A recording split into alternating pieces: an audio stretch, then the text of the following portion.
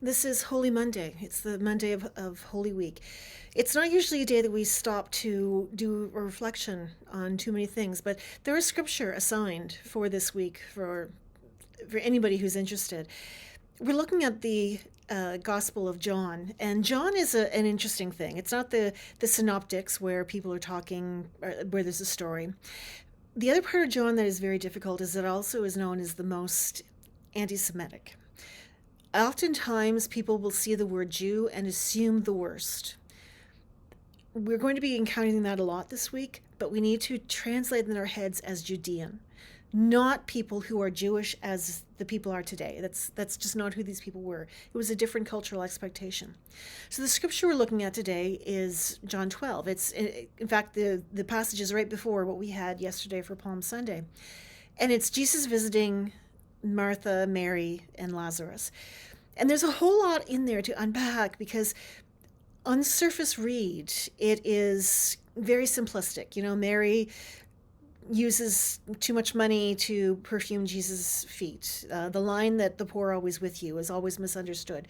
Judas Iscariot is being already identified as a very bad guy. When we're dealing with scripture, we have to look at every scripture as being written at the time it happened, the time it was being written, and our time today to really get a benefit of it. And one of the things that came to me this year, which, I mean, every time I read scripture, something new comes to mind, is the surprise, the unexpected, the what do you do with this? I didn't realize in past readings that the temple officials wanted to get rid of Lazarus because he was an eyesore. He was representing what Jesus' messages were. He, with his sisters, who were at home doing their thing, were a blight to those who wanted the temple worship to continue without any challenge, without any problem. And Jesus' entire ministry was challenging the temple worship at that time. So we have Mary at home, who covers Jesus' feet and washes it with her hair. The unexpected in that is that Jesus had no problem with a woman being very familiar with him. Bodily touch, it's not something they did a whole lot of. And in public, women covered their hair with anybody who was not in their family. That's one of the ways you identified people who were respectable, as it were, as opposed to those who weren't, which is a really unfair comparison. But that's how it went. Mary touched him freely, and Jesus had no problem with it. God is unexpected that way, very personal, very private, very much in each other's space. Then we have that Martha served. Now, again, we're stuck with Martha being the kitchen housewife and all that kind of stuff, but that's not the sentence. The sentence that they gave him a banquet had a period on it. Martha served, and Lazarus, her brother, happened to be at the table with Jesus was. Martha was the minister there, having a house church meeting, probably with Jesus' followers around, gathered together. She was the host. Lazarus sat at the table. Martha was the host. Profound turning of the social fabric. It's something we see in our faith again and again and again. Christianity upsets everything. There's a reason why Jesus is going to continue to anger people as we go through this week, because he does not accept the status quo. He turns everything upside down. He makes us want to do things differently.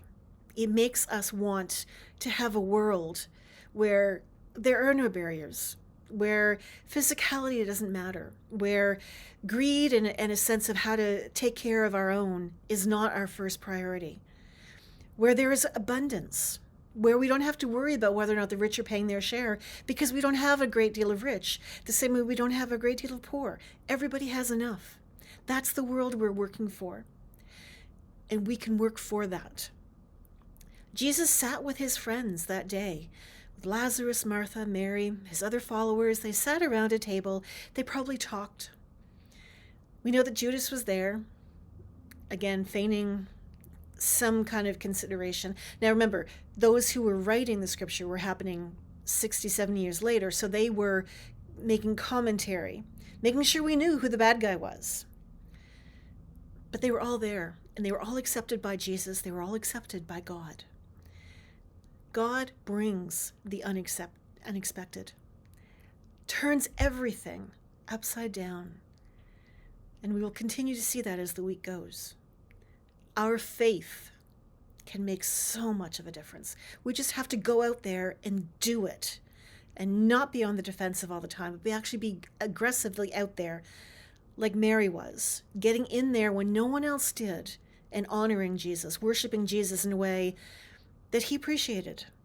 We can do that too, not with perfume and with our hair, but with our behavior, our actions, our money. We can get out there and we can do things to offer worship. Worship, by the way, only means a great deal of respect. It does not mean having to go to a place and go through rituals. Respecting God is taking care of each other.